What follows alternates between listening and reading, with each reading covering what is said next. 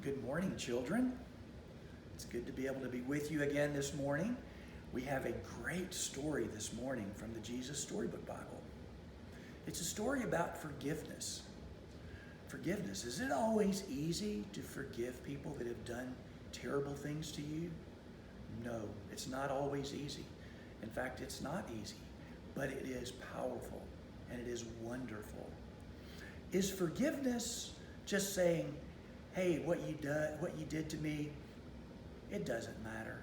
No, it's not saying that. It is saying, I'm not holding that against you ever again.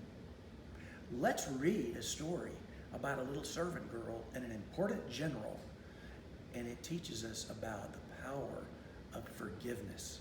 Join me. A little servant girl and the proud general. Naaman was a very important man in a very important army of very important country. So you see, he was very, very, very important. But Naaman was sick. He had leprosy, which is a nasty thing that stops you from feeling anything. Bits of you fall off without you noticing, like bashed fingers, squished toes. It might sound funny, but it wasn't. And Naaman certainly wasn't laughing. There was no cure. It never went away, and in the end, it killed you. Naaman needed help. Now, there was a little slave girl who worked for Naaman, and she knew someone who could help him. But there was a problem. Naaman was her enemy. Not long before, Naaman had led an army raid on her home in Israel. He had killed her whole family, carried her off to Syria, and made her into his slave.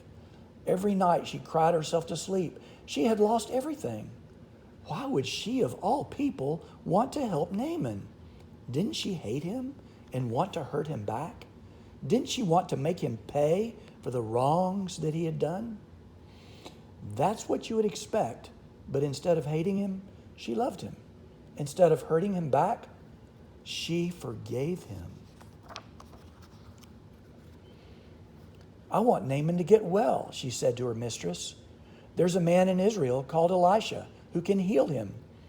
I'll go, said Naaman, loading up his wagons and putting on his flashing armor. But I'll go to the palace because that's where someone important like me gets healed. So he hurried off to Israel and went straight to the king. My healing, please, he announced.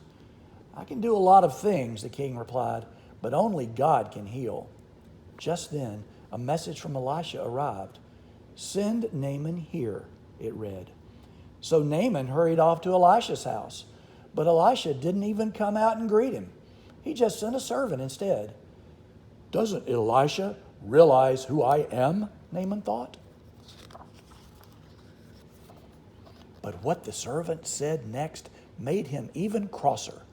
Wash in there, he said. Just wash? Naaman laughed. In that slimy, stinky river? He looked around to see if this was some kind of a joke. It wasn't. Any person can wash in a river, he thought. I am Naaman. I am important. I should do something important, so God will heal me. And he rode off in a rage. Of course, you and I both know that's not how God does things. All Naaman needed was nothing.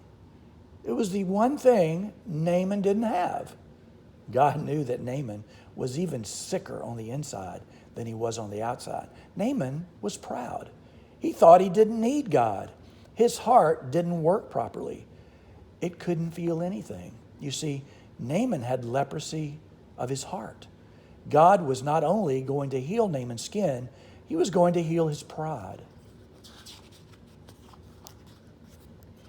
Naaman finally agreed to wash in the river, and instantly his skin became smooth like a baby. Naaman wanted to pay Elisha. God healed you. You can't pay, Elisha said. It's free. And so it was that a very sick man was healed, all because of a little servant girl who forgave him. God knew sin was like leprosy. It stopped his children's hearts from working properly, and in the end, it would kill them. Years later, God was going to send another servant to forgive as she did, to forgive all of God's children and heal the terrible sickness in their hearts. Their hearts were broken, but God can mend broken hearts. That is great news today, children. Forgiveness. God mends broken hearts. It's been great being with you. Have a great day, and I'll see you next time.